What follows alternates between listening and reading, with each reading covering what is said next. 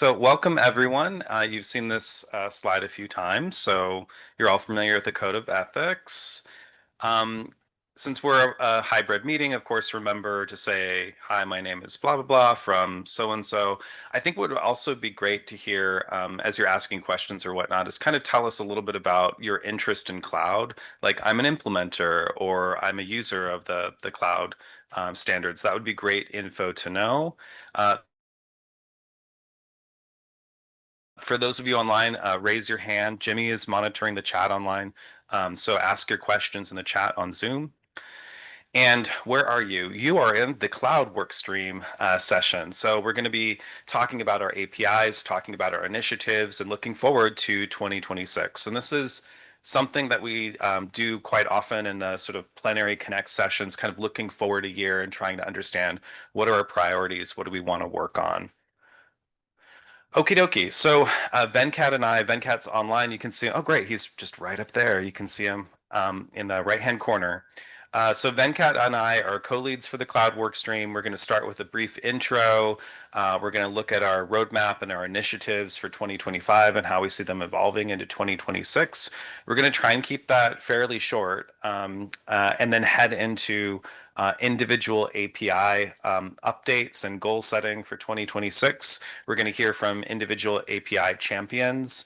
And then at the end, we're going to leave, I hope, at least 30 minutes. Maybe we even get more to have a discussion about where do we go in 2026? What do we want our initiatives to look like in 2026? Some of the work that we tried to do in 2025 was really successful. This initiatives approach that we took has really borne fruit here, which is awesome, and other things we didn't get to. So this is a chance for us to collaboratively describe what we want to do in 2026 and how we more, importantly, want to interact with other GA4GH groups as well. Okay, so that's what the agenda looks like. You all probably saw these slides at the beginning of Connect, so I'll go pretty quickly through them. But just as a reminder, our work stream really started, David, how many years ago? 8 years ago? 8 years ago. That's forever ago. Yeah, so a while ago. And at the time, we started really with the idea of, okay, we need some cloud abstraction APIs. There's some key APIs that would have helped previous projects. And so fundamentally, we want to have APIs that help us send the algorithm around to the data all around the world. And so in those early years of cloud, we were quite successful with putting together 4 key APIs. And I'm sure you can all just cite them out with me and say them along with me. Tool Registry Service or TERS, Workflow Execution Service or WES, Task Execution Service or TESS, and finally my personal favorite, since I'm a champion for it, Data Repository Service or DRS. So these were our fundamental building blocks that we've created over the years, and I think most of them became GA4GH standards about 4 or 5 years ago is when they officially became GA4GH standards. Okay, I'm not going to show you the video. You all saw Anna. Anna's great. If you haven't seen Anna, please watch this video. It gives you an idea of like, what does this mean for researchers? What's our vision here of wanting to see researchers empowered and be able to use data sort of globally, both sending their algorithms out or accessing data remotely. And that's really the purpose of, oh God, it's starting. I'm so sorry. I didn't mean to do that. Let's try that. Okay. Whew, whew. All right, we've moved on. Okay, so speaking of moving on, over the last year, we shifted the way that we thought about things. Over multiple years of working on these APIs, they started off with a bang, but then they kind of incrementally got improved over the years. And it's been awesome to see the incremental improvements, but we started to kind of fall into a pattern of just incremental improvements in these 4 APIs.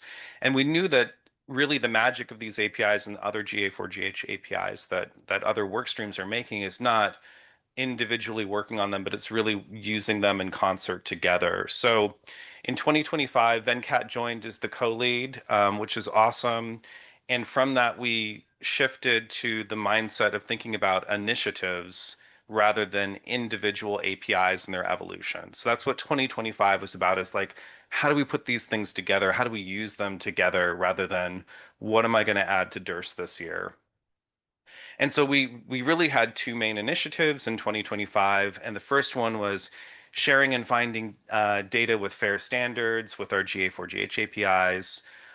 And this looked at how do we take the data repository service or DRS, get folks to implement it, and to map out that landscape of what data is made available in the community using data repository service or DRS. So that was the first initiative that we had is like, let's map out the landscape of data available to us. And the second one was democratizing access to compute using GA4GH APIs. And this is all about engaging with partners interested in federated compute, workshopping ideas about how to do federated compute using our APIs, and then demonstrating that federated compute. And um, Venkat, not to put you on the spot, but I don't know if you want to add anything to our list of initiatives. No, I mean, I think mostly this really split out into like how do we really utilize what we've built, right, over the last couple of years, right, and see what's stopping people from using it, right? And so Hmm. this was a way to engage the community to understand the gaps and how do we fill those gaps. Hmm. Yeah, 100%. Okay, so how do we do? You all saw this. I've been plugging this slide over and over again. You've seen it in like seven different sessions, but I love it. We actually have a map of the world's DRS servers, and I was honestly blown away. I did not expect to have 23 DRS servers around the world. I knew about the NIH ones given my day job that I was kind of focused on the NIH ones, but I didn't realize we had a DRS server in Canada. We have two in the UK. We have one in China. That was really awesome to see. And just the scope of the amount of data that's accessible through this GA4GH standard at 72 petabytes was really exciting. So, and initially we thought we'd have a handful of DRS servers registered. It was really great this year to cap off the 2025 sort of federated data initiative with having 23 servers registered. If you have a DRS server and you haven't registered it, there's the link right there. If you get it done before end of day today, I'll update the map, I promise. Okay, and then I'll hand it over to Venkat to talk about the federated compute initiative. Yeah, so we started this off with the in the Connect session in Boston and to discuss what's going on, and this ended up kind of snowballing into us having bigger AI initiatives and talks. And that's where Sasha kind of laid out the groundwork for a new work stream. On that side, also within the cloud, we wanted to focus on how we were talking about federated data and compute. And so we have started a new working group that meets bi-monthly on the first Tuesday of the month and the third Monday. And we have a new Slack channel. Please come. And the goal here is to really engage the community and drive use case. So part of that was in the real world session we had yesterday. But here we're looking to um, driver GIF projects and driver projects like the Alwazi group, and we've engaged with um, APPFL for federated learning, who has now looked into adding tests as their compute backend. So that's just recent as of a couple of weeks ago. And so now the goal is to keep going and engaging the community as well as different work streams to understand how do we deal with security, how do we deal with um, the cost and data sharing aspects of it, and where do we need to either add changes to the specs, or is there opportunity for us to adopt what's publicly available? Next slide. Great. Okay. So Venkat, I can jump in here Yep. and we Okay. can kind of start transitioning to the individual APIs. Sounds So good. we're going to come back to this first and foremost. At the end of the session, we're going to spend as much time as we can having a discussion about our initiatives in 2026. Let me get rid of this little pop-up. Sorry, I can't see like half the slide. Um, so we're going to talk about what the cloud workstream looks like in 2026 at the end. But the straw person for you all to think about is I think the initiatives, while hugely ambitious, and we had a list of like 30 things that we wanted to do, some key things on that list got done. And that was really exciting to see this cross workstream, cross API, cross initiative work happening. So that's great. I think we need to continue our initiatives approach, and some things will blossom and other things will kind of wait for the next round, and that's totally fine. I think it will continue to push us to evolve our APIs, and it will push us to collaborate with things like GIF. You're gonna maybe some of you will be in the GIF session a little bit later. We're gonna hear about that. It'll allow us to collaborate with our driver projects, implementers, and other work streams. And as Venkat mentioned, there's the AI work stream that's coming up. So I think the initiatives approach I think is a great one rather than just hyper focus on individual APIs. The other thing is, listening to drivers as they use and implement new tools, things like PFB for exchanging sort of tabular data, multiple tables of tabular data between systems, um, uh, mesh and node cards for exchanging information about whole systems. We talked about the registry and putting things in the registry, but node and mesh cards kind of take it to the next level and actually describe whole systems, whole federated systems, using existing things that are awesome out there. Multiple folks in this room have told me about using RO crates and the potential of using that with things like WES. So how do we adopt things that are already well established in the community and kind of integrate those into our APIs? And others as needed. And of course, the final thing that I think will mark what our work stream is focused on in 2026 is collaborating on AI and figuring out how does our work complement this new AI work stream that's coming into existence? What changes do we need to add, if any, to our APIs in order to support, going from a bioinformatics workflow to, a model being executed in an environment? Is that the same thing? Is that something that requires changes to WES and tests? These are the sort of things that, I'd love to explore more. So that's just a little amuse-bouche to kind of get the juices flowing here. Think about your thoughts on these, and we'll end up having a discussion at the end. Okay, so all right, it's decided not to go forward. Did your computer just crash? Oh, you need a new Yeah. computer. Okay, all right, there we go. So before we get into the discussion, which is really the heart of what we want to do, we asked the API champions, I hope all of which are online right now. Um, we asked the API champions to give us an update of where they are with their APIs and what do they want to see happen in 2026. So we'll start out with, I'll volunteer for tribute here and do DIRS first. But each of our APIs, for if you're less familiar with cloud, each of our APIs has one or more API champions. And the idea here is this is the person that drives those things forward. They're not necessarily going to make all the pull requests or make all the issues and make the changes to your implementation, but they're there for moving the development of the APIs forward because they know their community, they work in the community, they use this API. Um, our driver projects and implementers, of course, are there to shape and implement and use and provide feedback. And generally speaking, we try to do a release once a year or so for our APIs, sometimes less frequently than that. Um, we also have put together kind of a longer term vision of where our APIs are going. This is part of the NIH grant that went in recently. But if you're interested in kind of seeing a longer term vision for our APIs, we did provide those in these documents. But what we're going to talk about today is really 2026. What is the more immediate future?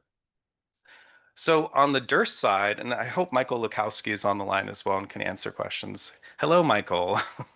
Please jump in.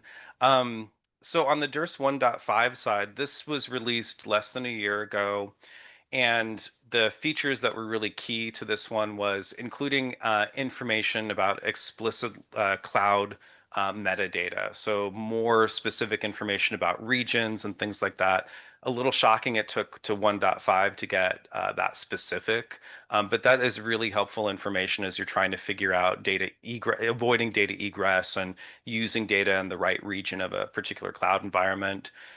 We also got much more concrete about storage status, like is something available now or is it not available? It's in cold storage. And the thing that I thought was really, really useful for putting the map together of DIRS servers is DIRS 1.5 can self-report information about how many objects are in that DIRS server, what's the size footprint of that DIRS server in gigabytes. So those were the key features that we added for 1.5. Where do we go in 2026? Well, we've already drafted a DERS publication, and we really were hoping to have a preprint up before Connect. But I'm happy to say the DERS map really was kind of the key thing moving that paper forward. So that's at the heart of what we're going to talk about in that DERS publication of here's the ecosystem of DERS servers, and here are the systems that have implemented it. So the work that we put into creating that map is really going to help pay off as we put together the DERS publication that effectively goes with that. So that's an immediate goal for 2026. We also want to work with Jimmy. We want to work with you and the tech team, right? So the registry, the GA4GH registry, has been around for a while. But it's been a little bit underutilized and people haven't kept things up to date. Our DERS registrations here will, have really kind of helped to push that forward on the DERS side. So we'd like to see geolocation, if any of you have been in the geolocation session with Michael. We'd like to see geolocation incorporated, and we'd like to push forward the registration into the official registry of these DERS servers. So I'm hoping, I don't want to put you guys on the spot, but I'm hoping plenary 2026, we have a nice map on the GA4GH website that says, here's what our ecosystem looks like. In terms of 1.6, again, I'm focused on releases for DERS, not on a yearly cadence, but on a need cadence. Like I want the drivers and the implementers to push these things forward. But the link here goes to essentially a pretty hefty backlog of things that people have requested to varying levels of support. Some things have gotten a lot of stars in that document. A little preview of that. A lot of stars in the document. This is something that we did about a year ago.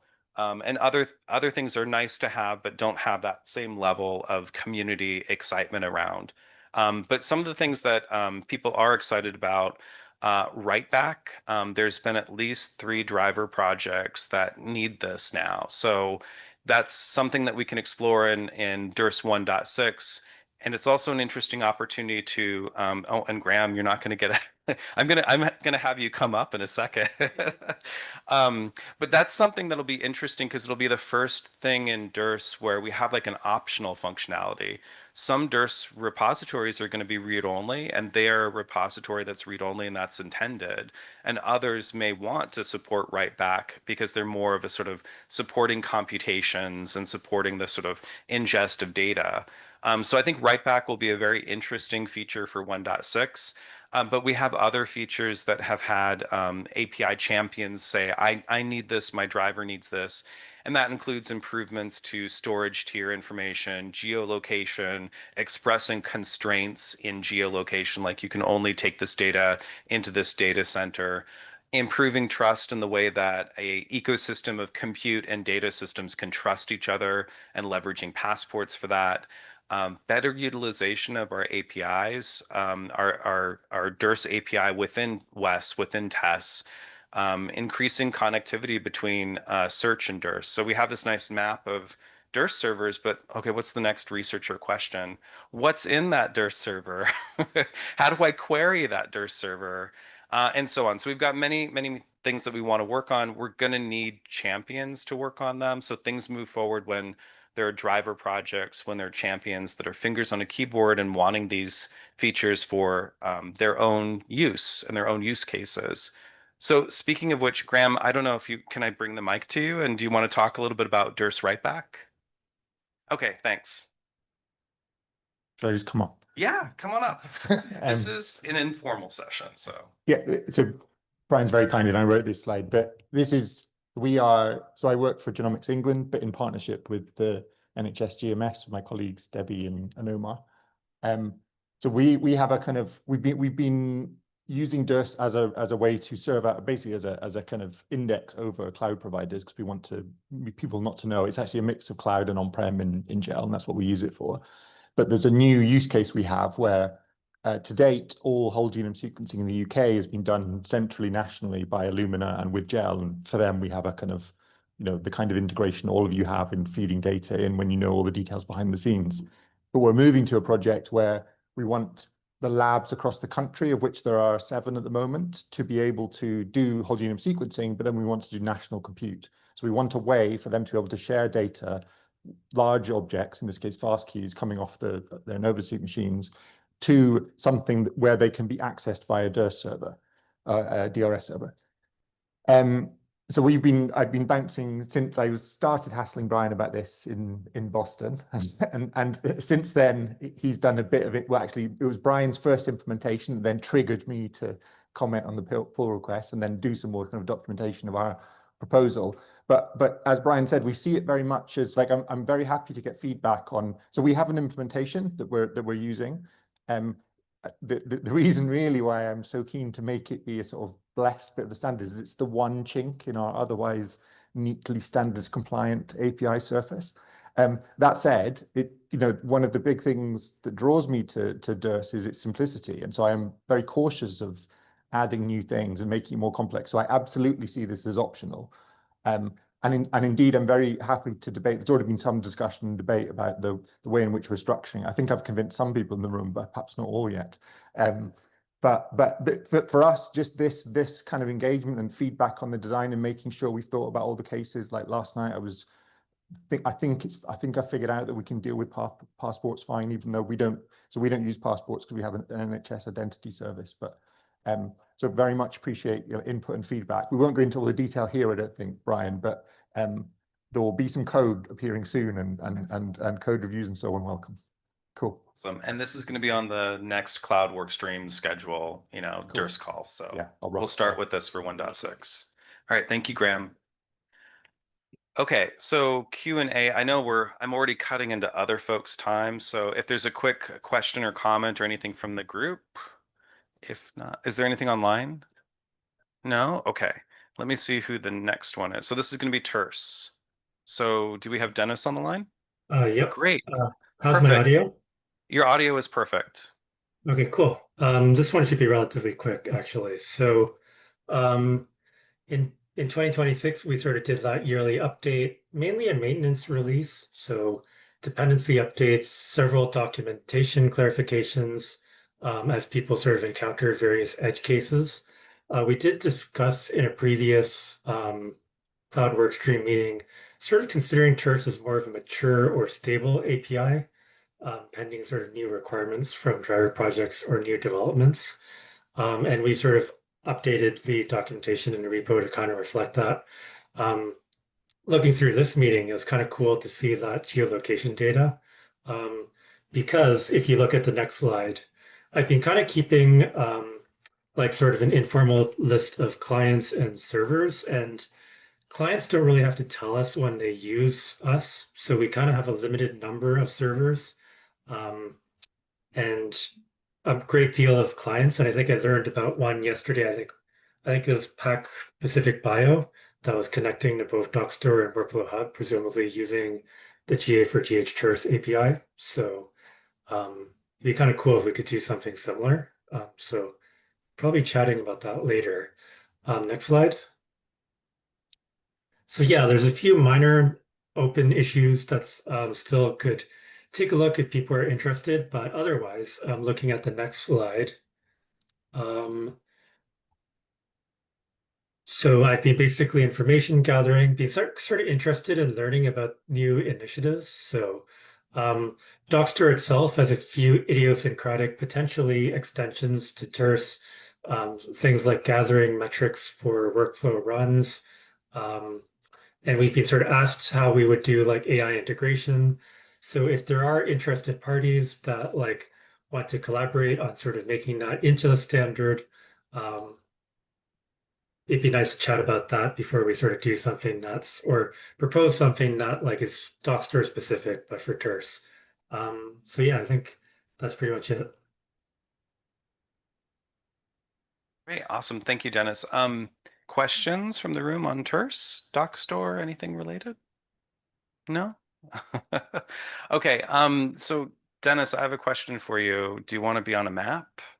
Do you want to be on a map in 2020?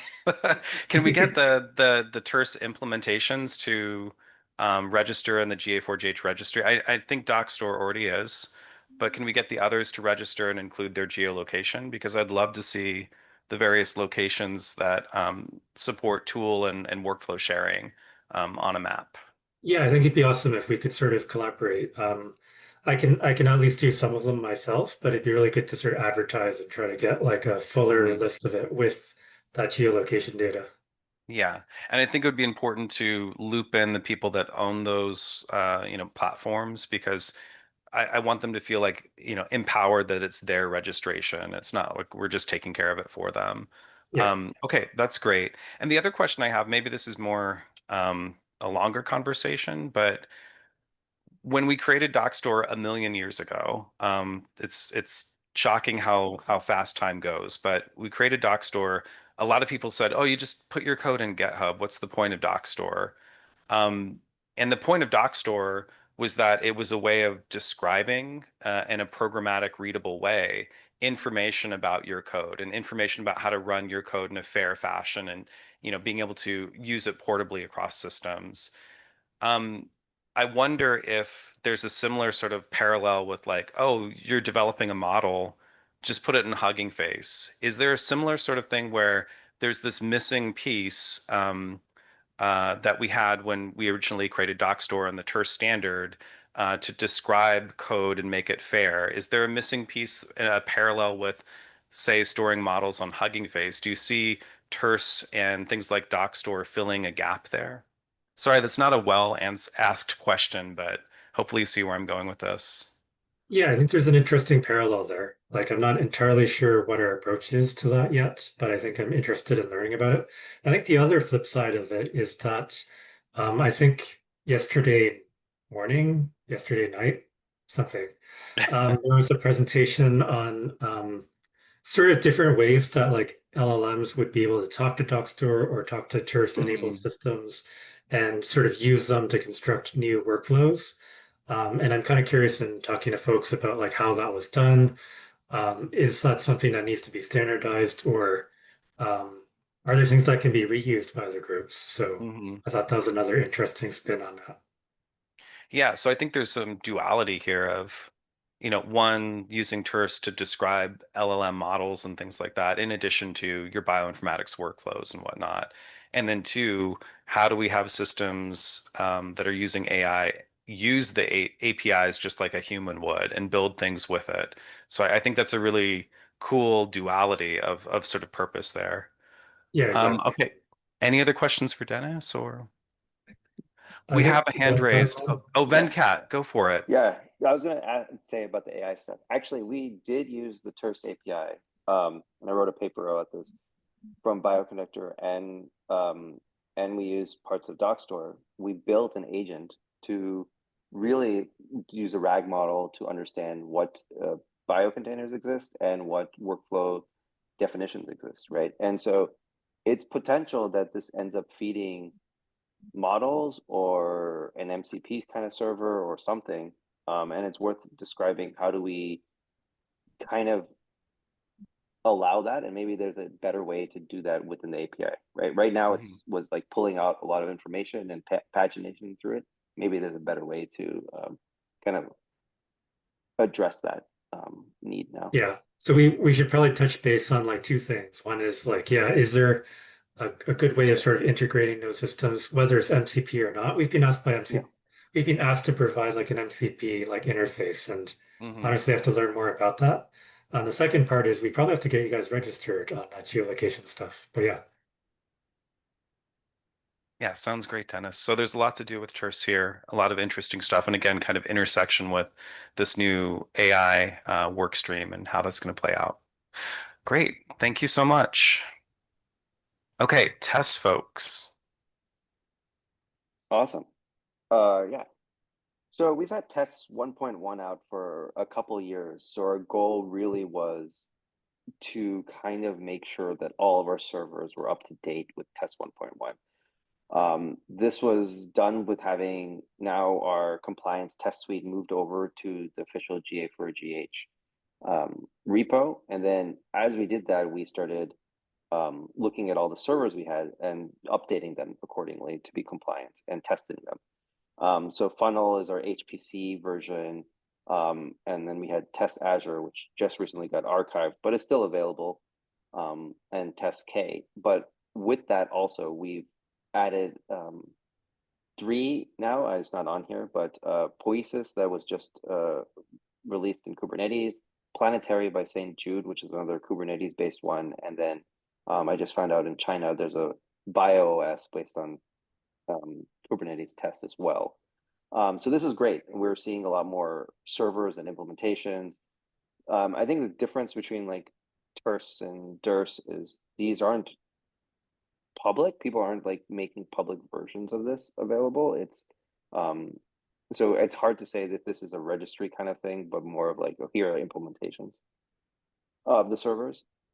And then on the other side, we've been pushing really for having tests in available for different workflow languages. So we really pushed for Nextflow. Cromwell still has test servers. Sprocket is a new WDL-based workflow engine based by St. Jude that is out of the box test native. And so we've been working with them to see what gaps they're trying to see at the test level. Toil is CWL and SnakeMake. And then we recently, for the federated machine learning, added AFPL. And so our goal is to really see these implementations grow and see where the community is and what they're using. And then also kind of push these servers forward as well. Next slide. So with all the feedback we've got from test 1.1, there was definitely a lot of things that were gaps. And as we move towards the AI initiative, our new test 1.2 focus, which we just put the milestone together, is to really flesh out and tighten parts of the API. We have a lot of security gaps, responses, error handling. We have some optional and advanced features like callback and summaries. And then we want to clarify some of the ambiguous aspects, right? There's some stuff about mounting and how we pass some of the input-output variables and Docker containers, things like that. And then we want to kind of have broader interoperability and adoption so that when you choose any one of the now 6 different types of servers, you're not hitting some really idiosyncrasies that only are in like an HPC environment versus a Kubernetes environment. And then some of this is also dealing with compute backends. A lot of our compute has been based on CPU based, and we're really trying to move forward to how do we support CPU, GPU, FPGA, and what oddities that we haven't covered before with some of those like accelerations. And so, yeah, so our goal now is to move test 1.2 focus and have that kind of minted sometime in 2026, and then move the servers accordingly to upgrade that. Support what other AI effort changes we need to come out of the federated compute workstream. Next slide. Leave it for questions. Awesome. Questions for Venkat on tests? Okay. Venkat. So I'm curious. DERS is easy to put on a map because if you're going to stand up a DERS server and put 20 petabytes in it, that's not going to be a transient thing, right? Like that's a repository, you're serving it up for your users, public or private or whatever. But test feels to me like more transient. And certainly the registry has a space to put in, here's here's software implementations, right? Yeah. But how do we register things that might be transient? And one thing that Sasha was asking about is, do we move to a model where there may be a callback? So if you're running tests and it's going to be stood up for a month, that it actually calls back to the registry instead of like there's a ping out to the registry rather than the registry being, filled and service info being put in the registry. So do you have thoughts on that? Yeah, I mean, I think a lot of people are using tests in more private networks. I think that's what the reality is. And so I don't know if the callback's even going to work in that situation, right? It might be firewalled off from the outside world. It might be firewalled off, right? I would love us to look in a federated model to have registries available, because Alex has talked about this too, is really we want to be able to ping a registry and be like, what is the closest test server available to my data, right? And if we could do that, then we could effectively not move the we can reduce the egress ingress cost of moving data across the world, right? And it also comes to this idea of a federated model of, okay, if data has to live in Germany, you find a test server in Germany. I think there's two problems with this. Right now, we have no way of actually knowing how to charge someone for the compute they use, right? Test does not like account for that. Two, I think something we've talked about and we've put together in 1.2 is no one knows the capabilities behind a test service unless you already know, like you stood it up yourself. So no one knows how much CPU is available, what type of machine hardware is available. And so where do we put that in the API, right? So we would like to also have like an endpoint that says, these are the compute resources available. And maybe that's a combination, right? How do we tell people, hey, there's 500 A100s available, and there's a bunch of Intel and AMD chips available with these types of CPUs levels. And then this is how we charge back. And I think if we unlock that, then maybe we can have more public test services that maybe universities or public projects would support. Mm-hmm. Yeah, but I hear what you're saying, and I think this is true for multiple APIs that we're discussing. That transition from a trusted sort of private network that's starting to use these APIs and starting to have success to a public network where people are able to come in and use the service. And that opens up a whole set of new requirements about things like chargeback and credits and all these sorts of things. Do you think service info is the right place to describe all of that? Some of it is. We've put in some PR templates about doing service info about what compute is available. I think the hard thing is every cloud is describing compute differently. So we wanted to see, do we just put some key value pairs and people have to query that and translate them, or is there a better way we can describe that? I'm curious also on your side from DERS, how are you thinking about chargebacks, right? Because right now, most of the DERS servers are paying for the egress cost, right? Mm-hmm. So do you think that's something that we need to think about in DERS as well, is how do we allow people to have some kind of chargeback situation? Yeah, I think there's parallels across Yeah. pretty much everything except terse. Maybe at the end of the day, sharing workflows and whatnot is kind of an open and low bandwidth thing anyway. But DERS, TESS, WES, other APIs and other work streams, right? May be faced with this issue as well. I think we're seeing the same thing that TESS is with DERS, but maybe the DERS server is a little bit more public.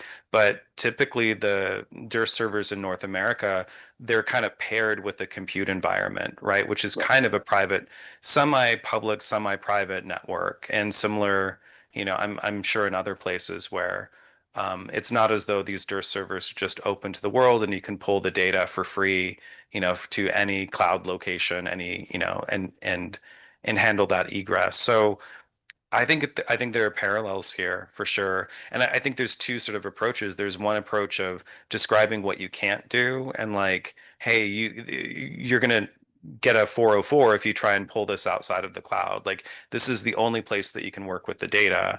On the flip side, like how could I bring my, compute or egress passport to these systems and say, here's my chargeback mechanism. Please go ahead and pay for that egress. I think it's a very rich topic, and it's something that cuts across multiple work streams here. Yeah, I mean, I think also with that passport idea, we're really exploring that. One of the things that we saw at the gap is there are people, you want people to access your test service, but you also don't want like your undergrad student to be writing machine learning jobs against test service right out the gate, right? So you want to gate them at the passport and visa level, saying actually you only have access to CPU based test services and not our GPU based test services. So we're trying to explore what does that mean too, right? Like how do you cut off someone access to? Right now we don't, right? If you have access to the test service, we'll convert to that and just if the computer is available, you'll just run it.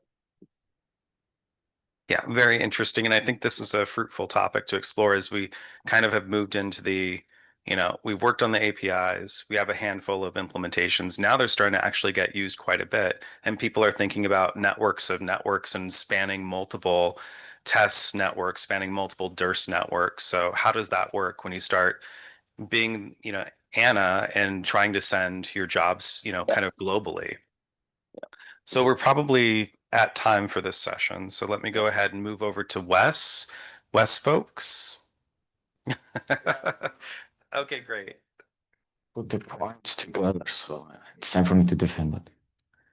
Pardon? Patrick, are you online? You can do that as well. I'm fine with that. It might be too early. Okay.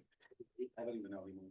So yes, hello everyone. So my name is Valentin Schneider-Lunitz. I'm from Germany. I'm both on the implementer side and was a little bit since recently co-champion for the REST API. Exactly. And then, oh yeah, before we start with the points here, actually, I would like to just add a note to just recent discussions. So I'm also into it. I'm gonna raise it up within my team about the callback regarding deployments for the West side, because I just learned like a little bit more months ago that the Elvasi is using WestKit already no more for than a year. I wasn't aware of this, so it would be great like to have like this callback endpoint and just to see, hey, if they implement it, of course, and activate it, to see where are active like WES implementation like deployed. And yeah, so because I'm not sure what's actually happening outside within a private network. And now I can go on, I guess. Yeah, so our goals for 2026, I think it's a little bit biased by us implementers in the end and less by the community, but still, so as also already mentioned, the aim would be to increase interoperability with DERs and TERs. And I think particularly we had this discussion already, for example, in GitHub, this usability of DERs within a WES implementation. I think we just need to settle out how we do this with passports and visa in the end, but I think this would be very beneficial in that sense, like to increase interoperability. And we're not sure yet about regarding tests. In the end, it would be also should enable the option of it's also design decision in the end, but I guess it would be also very interesting, like to have like the workflow executed towards a test instance. Basically, we have some tests already ongoing, but I think we haven't fixed it regarding the API. What's also very interesting for us in general, although this is not part of the API definition so far, so we need like a validation service, validation clients that validates each VES implementation. This hadn't been heavily discussed, although I guess I would need to raise this within the community. And also, but there are also many other discussion points. So which features, what features are missing for the VES standard. So what should be added and what should be left, for example, to the engine that is used by the VES implementation, or whatever, or if we leave these features, for example, to test once VES properly interacts with the test implementation. Exactly. What's one of the main like issues that I see in general, that we have only 3 implementations where a workflow is executed, although 2 I actually stick with the standard, so with the best standard. So in overall, at least to my knowledge, we have 2 implementations, which is a little bit, too little. Let me put it like this. And so I was thinking about if we should write a West paper. It would be a slightly different perspective to what we have for TES, for example, which are writing now for theirs, I'm pretty sure. So my goal would be to present VES as an API in general. I guess everyone feel free to put question or comment on this. So to make VES as an API presented to the community, so new implementations would pop up out of this paper. I starting to write like the first draft, a few sections, and I think I already talked with Tasro that we're gonna, I don't know, like make like a not a hackathon, but a write-a-thon to write stuff, sit together. I'll join you with the Durst paper in that write-a-thon. Yeah, and then exactly to publish and aim for a publication regarding the REST API. I think this should be also one of our goals that might also increase the community that really actively participating for the API. Yes, that's it. Thanks. Yeah. Questions, comments? Questions, folks? All right. Well, I definitely want to go to that write-a-thon. Like, it'd be amazing to have the West paper go out and the DERS paper to go out in 2026, because then we can check the box. We've had a test paper, we've had a terse paper. So we need something that people that are building on top of these API standards can cite. So that's going to be really exciting. Yeah. This should be our goal, definitely. Okay, thanks so much. And I think we've got one more on the API side. Yeah, so new cloud standards. And Michael Lukowski. Hello, I'm not gonna turn my camera on because I woke up at 4 a.m. for this meeting. Oh, So sorry about that. no, that's fine. It's part of the process. Yeah, so I just wanted to, give a couple updates on some of the APIs that we discussed at Connect in Boston.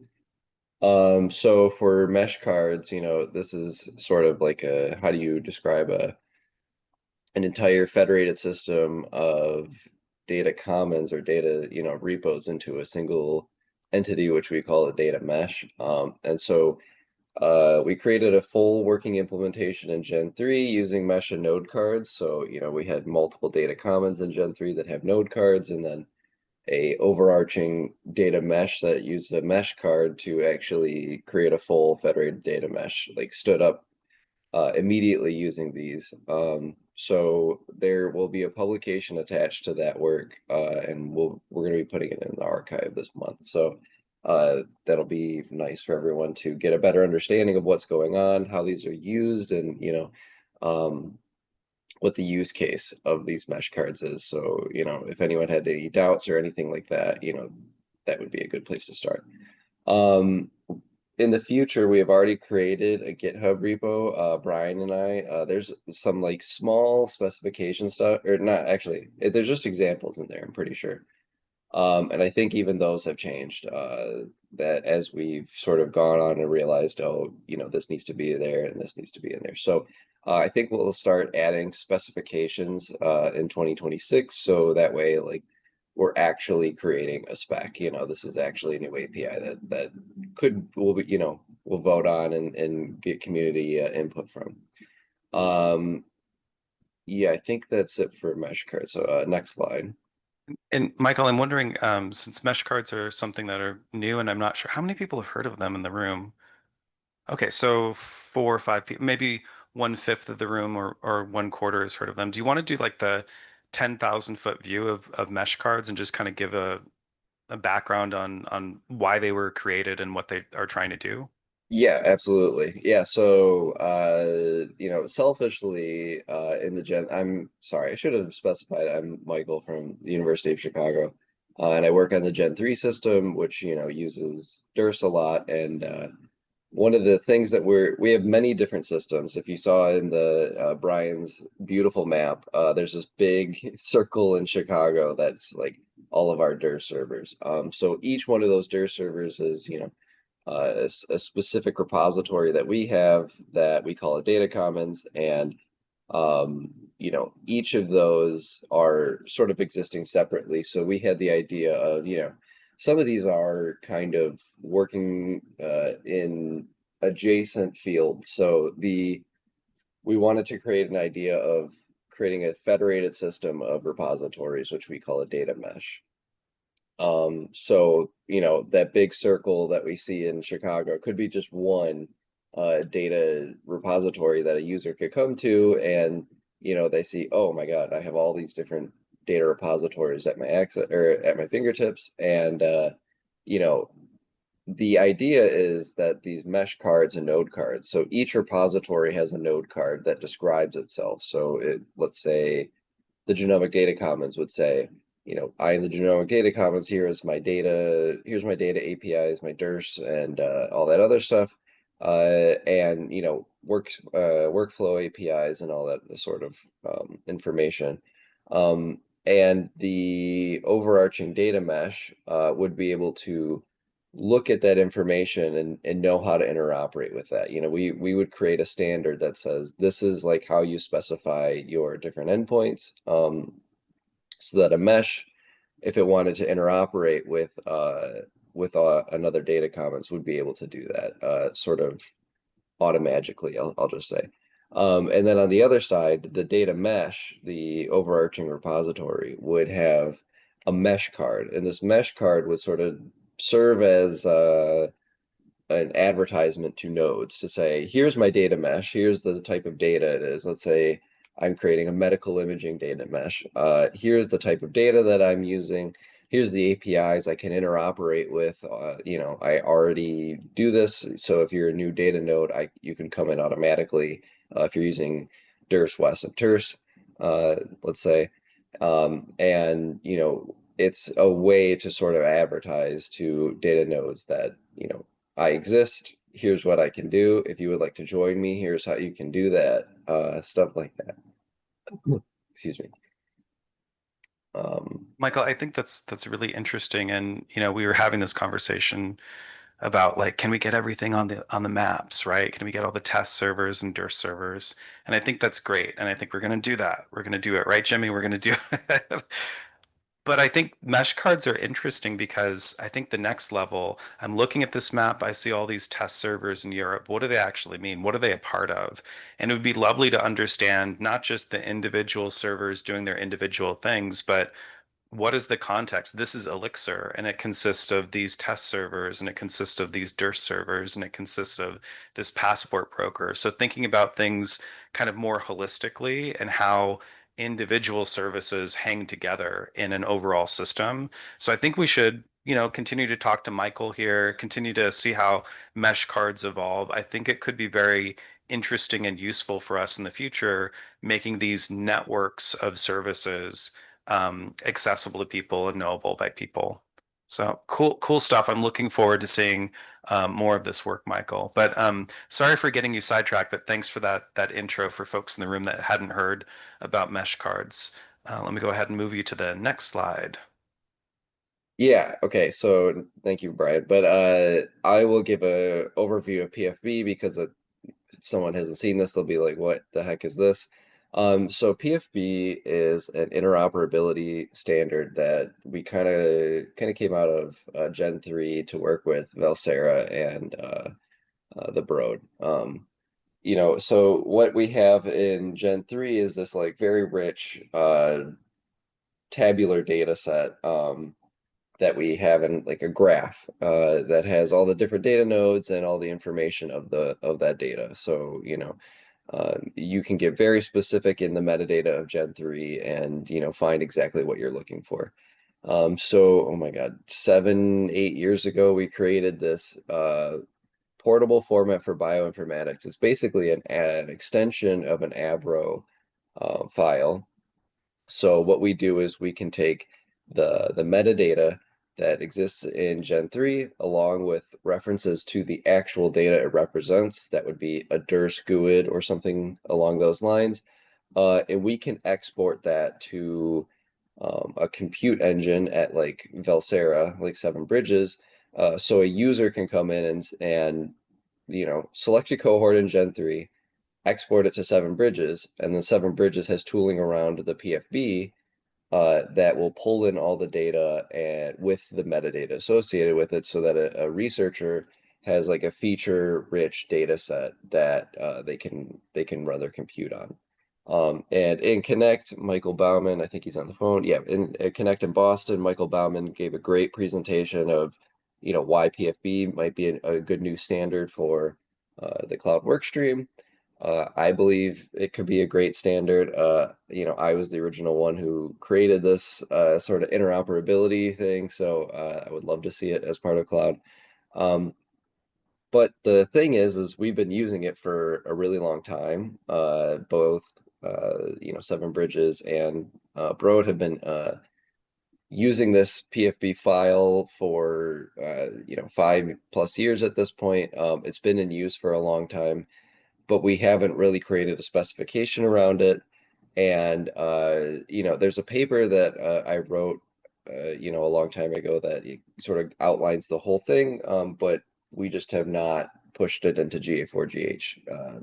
So I think in 2026 it's time to like, you know, hit the street running and actually like create a repo so that I or other people can create a specification for PFB to say this is how it looks like, this is what the extension does, this is how you create a PFB file, this is what it actually is used for, and actually how do you use this PFB file to pull data out of this and get some work done with it.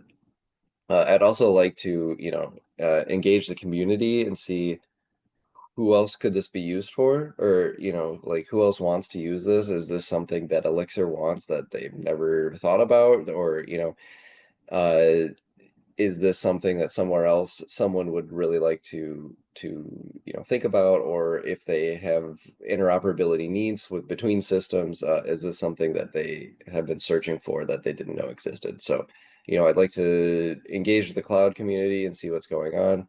And specifically, we need to create specifications for PFB so people actually know what it is and know what's going on. And I think that's all I had. Great. Thanks, Michael. So questions for Michael. Okay, I'm going to ask you a question. So PFB RO crate. We've heard RO crate multiple times. I think I know what the answer is, but I'm kind of curious. What are your thoughts there? You know, I'd have to dig into RO crates more. I think there is an avenue for those to coexist. Ian Four, I don't know if he's on the line or in person, but he has always been pushing towards RO crates. You know, it's more of a direct standard, and it's been more widely used for longer. But we really haven't dug into it. And I think that there's a potential for PFB to exist in RO crates if I'm not. Oh, Michael Bauman says RO crates and PFB are complementary and serve different purposes. Michael, if you want to come offline and talk to that, I would welcome that. Sure. Yeah, RO Crates is a great mechanism for organizing a collection of different types of artifacts that are related to a piece of work. I think their role in WES is really interesting to look at as far as how can you package up and provide all of the data that's related to a particular analysis. Very nice mechanism for that. Whereas PFB is a fantastic mechanism for in a schema agnostic way, representing relational tabular data. So much of the biomedical data that's in use today for whether it's human or other organisms, it's tabular data that has relationships between it. Like Michael said, Gen 3 uses a graph-based data model. Many of the data models that are in use today are graph-based. And any of those data models can be packaged up as a collection of tables with relationships between them into a single PFB file that has it's self-describing. It has its own schema right in it, which makes it a really nice cohesive chunk of metadata. And if you're talking about an analysis for a piece of work, the metadata is one of the pieces of work that you'd want to include in that collection, put in your RO crate, along with the other things that go into the analysis. So it's a really nice way of including metadata in a broader collection that an RO crate could define, along with the other things that would be included for that analysis. So I mean, if it weren't for PFB, and just pure RO crates, I mean, what would you have? You'd have a collection of TSV files, perhaps, each one representing a different table. No good standard for representing the relationships between those tables. So I think we want the flexibility of RO crate as a standard container mechanism, and PFB being one of the elements that you could find in an RO crate as you package up and distribute your analysis. So I don't see, I think they're both important, both have a role, and I think PFB fills a vitally important niche in the ability to express and transfer relational tabular data in a schema agnostic way. So that's my view. I think we should definitely move forward with both of those. Awesome. Thanks, Michael Bauman, and Lukowski as well. No, I think that sounds great, and I think I'm really looking forward to exploring RO Crate in multiple contexts here. And yeah, my understanding as well, Michael, is that it's the container, and PFB can be one of the many things that go in it, and they're quite complementary to each other. So really looking forward to exploring PFB as a potential, standard here and moving it through that process as well as leveraging RO Crate. Great. Okay, so we're right on time. This is perfect. We wanted to go through the APIs, the new APIs that are being worked on, and then transition over to the discussion that I promised you at the very beginning about like where are we going in 2026? How do we collaborate with other groups? Lots of folks in the room here represent different driver projects, represent different work streams. So this is really what we want to do. So in the sort of straw person for the next steps and collaborations that we want to do, here's something to react to. Here's something to tear apart. So the idea is that in the cloud work stream, every year we go through a process of writing up a roadmap and saying this is what we're going to, try to do for the next year. And we sit down and we do that with the API champions, the driver projects that show up for our calls and are doing, making implementations, people that have skin in the game. Um, I think we also need to then kind of flesh out what does that mean for our initiatives and who are the champions that are moving those individual components of the initiatives, individual API features forward. And this was something really helpful that we did in 2025 to say, okay, we're going to work on the DERS map, and this is the person that's going to be the point person for that and going to kind of shepherd, multiple people helping with that effort. The other thing that I think we did really, really well, and kudos to Reagan here, is then giving each of our initiatives and API changes time on our overall calendar throughout the year. So really kind of planning out all the way through the next plenary, who is going to present on what and give updates on what initiative or what API change in our calendar. And I think the other thing, again, kind of drum beating the excitement around, plotting out that first DERS map. I really want us to think about how we work with Jimmy and the tech team and move the registry forward for all of our APIs. So that's kind of, from the cloud workstream perspective, I think those are the things that, it's pretty much our standard process that we've used for a couple years now, with the new thing being more of an initiative focus. That's worked out really well in the last year. The other thing that I'm suggesting here, and again, want people's thoughts on this is, looking for opportunities to work together. I was lucky enough to attend the Elwazi hackathon this year, and it was like 3 4 days of just sitting down and working on stuff, and I came home with 3 pull requests. It was beautiful. And as much as I love Connect and Plenary, I love chatting with you guys and having coffee, and we're going to have lunch soon. It's going to be great. But there's nothing that beats getting around a table and like working on our laptops and working on those pull requests together and having opinionated people like share their opinions. So I really think we need to be looking for opportunities to have hackathons together and to bring people together. And ideally, oh, I got a thumbs up. That's yes. Ideally, it's geographically dispersed. And ideally, it's things that we don't organize ourselves, but they're things that you all are already attending. So I really feel like that's important for us in 2026 and beyond to find that time to really hack together. The other thing that I've heard, and this is Reagan's idea. Actually, Reagan, do you want to mention the open house concept? Do you want to describe that a little bit?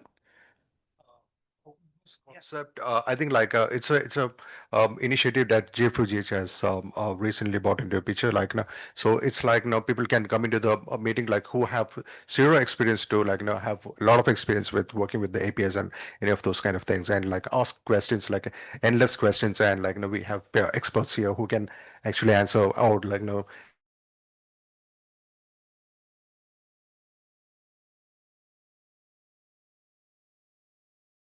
in the past.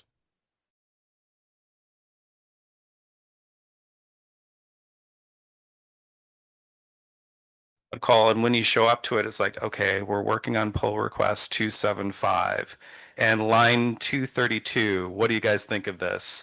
It's not necessarily the most welcoming, environment. Not that we're mean or anything like that, but so the open house concept, what I would love to do is we're kind of constrained on calendars and whatnot for what time we can have the cloud workstream calls. But I'd love to have open houses where we can take a step back and be like, here's how all these things fit together with the wider GA4GH and the wider ecosystems, and taking that step back and kind of explaining what are the APIs that we work on, why do we work on them, what known implementations are out there, and really make that more accessible to folks that are just kind of interested, but they haven't jumped into cloud workstream APIs, and make those friendly for different time zones around the world. So that's something I'd love us to do, at least a couple of them this year.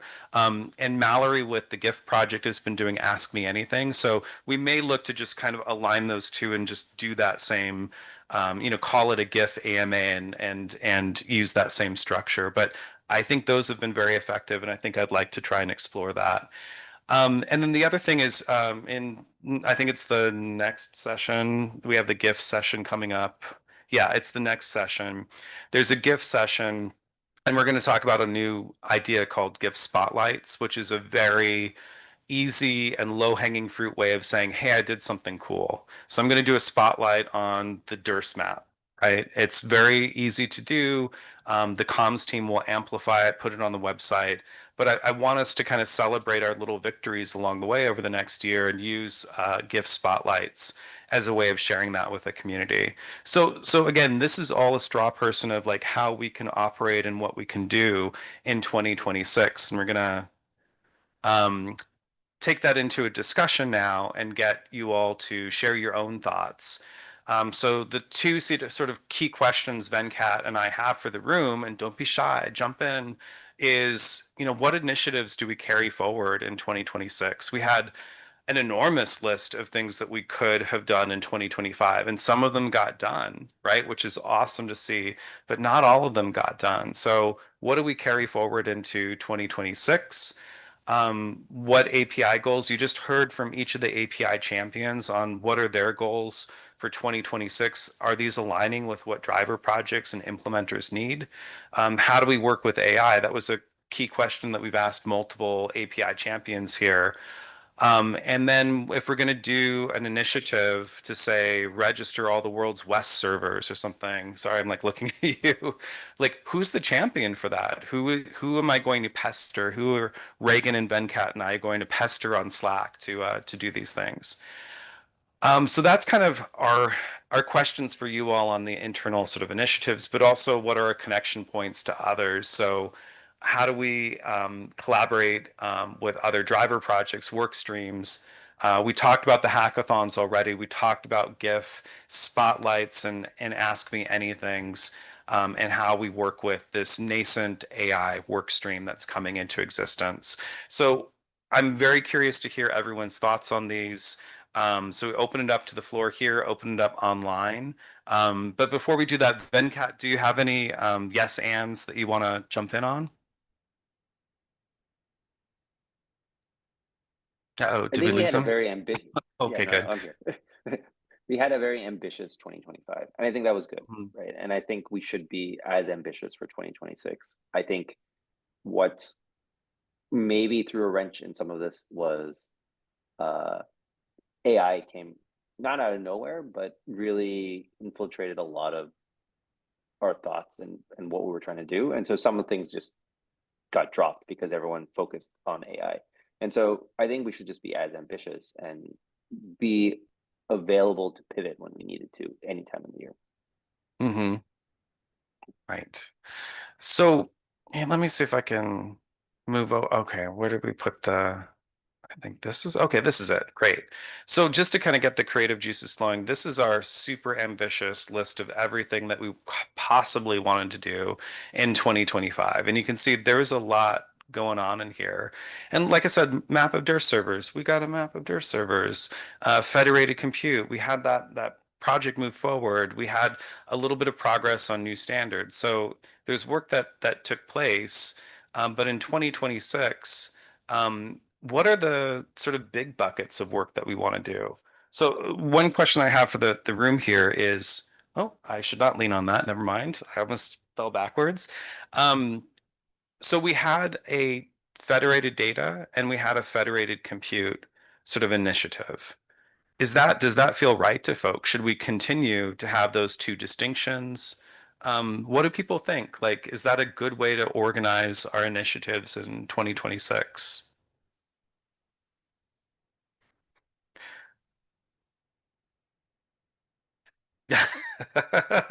David?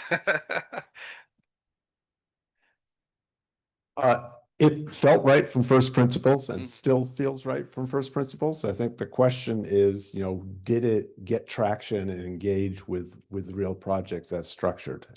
And very plausibly, yes, but that you've got a year of trying it. So I would say if there's momentum, absolutely. If there's not, maybe rethink. The alternative is something that's I don't know if the vocabulary is quite right, but more in that mesh node thing of creating ecosystems, of enabling ecosystems, and saying that they make more sense as bundles of compute and storage, and that would be the other plausible way to look at it. But I would test it by saying, if you picked this as your organizing principle, who are the two organizations that are all of a sudden motivated and excited to line up with it and have the conversations? And if you don't find two, I like your framing though, because I think we did a lot in the federated data of what we want to do, which is where is the federated data, right? And I could see in 2026 asking the question, where's the federated data and how do you search those nodes? That could be a good thing for us to look at. But I do like your idea of like why the arbitrary, cutoff between data and compute. Like why do they need to be separate when really we think about them most often together, right? well, we sometimes do and sometimes don't, which is why it's not obvious to me, right? And the more the world moves to a data visiting paradigm, the more you absolutely have to combine them. And maybe that's the way to, a way to organize it is say, what should Cloud API do to support data, standards-based data visiting biomedical ecosystems? And what should Cloud Workstream do to support, pre-data visiting, where the separation makes perfect sense? Yeah, I was thinking about the comments about finding a Venkat. I think that you were presenting this, finding a test server near my data. And in the real world, I think that's unlikely that there are going to be little pools of compute and little pools of data that haven't already agreed. We are very closely coupled and you may use my compute for my data and not otherwise. Maybe, but that would be the test, right? If it turns out in the real world, those always come together, that is a data visiting paradigm, and it suggests organizing that way. I think Tom is next, right? Sure. Thanks. Thanks, David. Love the idea of the initiatives jumping up a level from my APIs, and just along similar lines to David's comment. I mean, whatever's working to get the engagement, just reflecting that on the data security side, I kind of was struggling to express what the work stream was doing. And I think it was really in terms of themes and initiatives more than specific updates to Passport, let's say. So I just love the idea of the, what do you call the gatherings, the workshops, not workshops, but the online Open houses. open houses. Yeah. Open houses, great. And it feels like a GIF activity more so than a cloud activity. Yeah, actually. I'm, from a security perspective, interested in all of them. And, a GIF series, another thought there. But, on specific topics, I don't know, really love it. I know I didn't really say anything, but. No, that's good.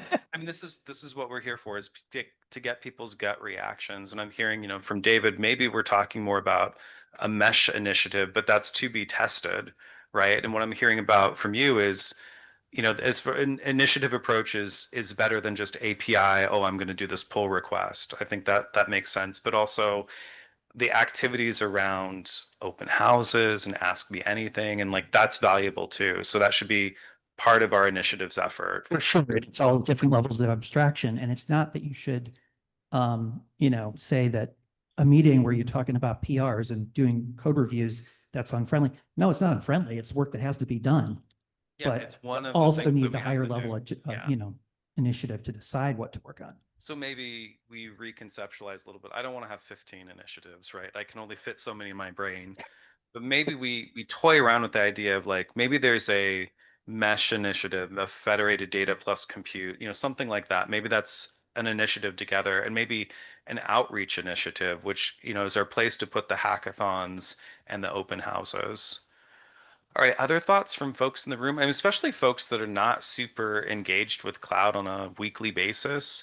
Like what are you all looking for? Like, how do you want to engage with cloud? What do you want to get out of it? What do you need? Other than right back, which I'm seeing Graham. Yeah, we'll get you Graham after. So Vaso Rahimzadeh from Baylor College of Medicine and co-lead of the Ruse. I wanted to endorse one plan you have and add some visibility to another. So these cloud open houses seem like a really excellent idea, and one of the calls to action we've been promoting in our own work stream is to enable more cross-stream collaboration. So I would invite the bi-directional engage, us attending open houses that you lead, while also inviting you into our fold and telling us a little bit about the technical work you've been doing, but also maybe in these once a quarter or once a year reflections on why you're building the technical APIs or other standards you are. What are some governance challenges or worries or policy issues that you're experiencing in the process? And that can be in the development, it can be in the implementation side, it can be in the compliance side, and supporting a little bit more bi-directional exchange there. I also wanted to lend some visibility to a project I have ongoing in developing a set of responsible outcomes of good cloud stewardship. So this is a career development award I have to develop an easily, usable implementation tool that cloud native repositories can use to assess their progress on data stewardship. So this is a concept that sort of extends beyond compliance and is looking to how cloud repositories calibrate data use with ethical data use with compliant data access. So there's an ongoing Delphi study. So this is a consensus study of cloud, not necessarily cloud, data access committee members, data stewards, privacy officers at major publicly funded genomic repositories and research consortia worldwide to come up with what are the outcomes of good stewardship, and then secondarily, what are the criteria for measuring those outcomes over time. And together, those comprise a maturity matrix, not unlike the one that GA4GH is also implementing kind of cross-organization. And what I am inviting all of you, and we'll come back to this group for support, is doing some beta testing of that tool. How does it apply in your settings? How could it be, adapted to better serve cloud repositories as this self-assessment tool? Are the outcomes and criteria feasible to measure? Can they be done easily? And I suspect that work to happen over the next 12 to 18 months. So I just wanted to introduce myself, lend some visibility there, and underscore some of the actions you have on there. This sounds awesome, by the way. So thank you so much. And also, this cross-pollination across work streams, across work. So open houses, we were originally thinking, okay, we could do that for our driver projects, but it's much more than that. I think it's a place for, we can invite work streams that we haven't really interacted with that much, that have an ask that's actually really helpful for all of us. So that's great. Graham, did you want to go next? Oh, is there one? Oh, Venkat. Sorry, Venkat, you go ahead. Oh, no, I think this idea of data stewardship is interesting. One of the things that I'll put out there, and it's a crazy idea, is we have a difference between data producers, and maintaining a lot of that data is tough in a cloud environment. And so a thought that I've always had is, how do you kind of build an ecosystem of paying back people for the compute, right? Like cost sharing. Could you build a YouTube like content creator ecosystem using GA4GH APIs where data producers also benefit from people using their data, not just in publications, but actual monetarily?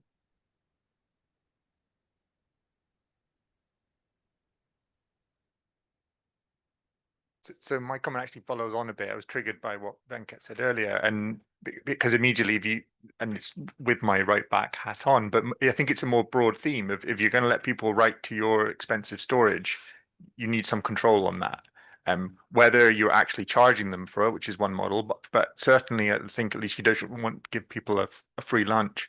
And it strikes me that is there a general sort of theme across all of these APIs in there are constraints that the providers might want to put on the users of the service. So if it's a constraint on the amount of compute you use, a constraint on the amount of storage you're allowed to use, or plausibly even a constraint on properties of the code in terse or something, where you want it to have no vulnerabilities or something. And is that a kind of theme across all of these that we want to kind of bring up into a standard? I know that they've all been thought about individually, but I wonder if there's a kind of cross-cutting element. Yeah.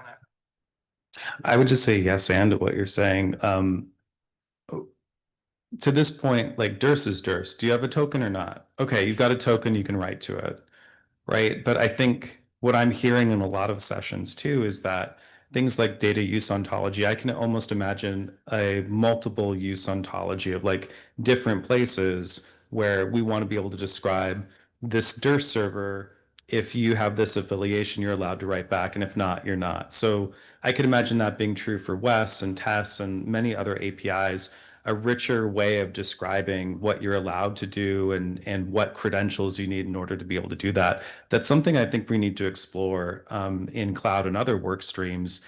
That I think just the idea of like you're in or you're out is not nuanced enough for the world that we live in and the meshes that we're creating. Other thoughts? This is fabulous, by the way. This has kind of totally changed the way I was thinking about our initiatives for 2026. So yes. Okay, so my name is Volmar. I work for the National Bioinformatics Platform here as part of Cyberlab and also Elixir Sweden.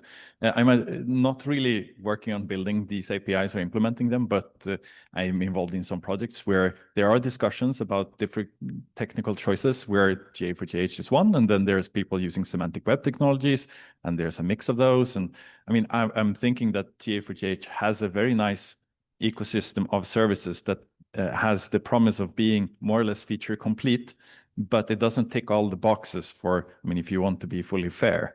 So I kind of went in here because of the, I mean, some indication that you might be interested in RO-Crate and some other activities to complement the existing ecosystem with the kind of small layer of missing features. And I think that could be something that I would be very interested in pursuing and working with this work stream, even though I originally joined for the discovery stream. So I think maybe I'm jumping past a little bit here. Is this all the work streams? But I appreciate that, and this sounds exciting because what's missing, and I think that also lines up with the idea of like this AI work stream, like what's missing in our APIs that were designed for cloud now that we're kind of transitioning to different use cases. So yes, RO-Crate, I'm very interested to see how we can use that across our systems and what else we might be missing. That's great. Okay. So who wants to have the last thought? Oh, Venkat, your hand's raised. You can have the last thought. I was going to say the fair use is very interesting. It's proposed in multiple sessions. Is also a proposal I put in for this new AI work stream, right? Could we build AI agents that look at and score how fair the data sharing as well as the code sharing is on papers, on RO-Crates, on how we share data, right? And reusability. And that could be across GA4GH, right? If we want to improve visibility and ability to run reproducible analysis, cloud fits in the center of this for sure. And so how do we adopt a fair use principle and score us, right? And so RO crates might go into that with a scoring principle. We could use AI for that, the terse API for that. So could we, maybe an initiative is make better use of FAIR principles in the cloud. Awesome. Thanks so much, Venkat. And thanks everyone for joining us today. Thanks for your ideas about how we can work on our initiatives in 2026. Feel free, come to a cloud workstream, come to an open house. We'll try and promote that really widely. And that's a great place if you haven't been involved with cloud. That'll be a great place to kind of have us, explain where we've been and where we're going to. So again, thank you everyone. Have a wonderful lunch. Thanks everyone online. Thanks, Venkat.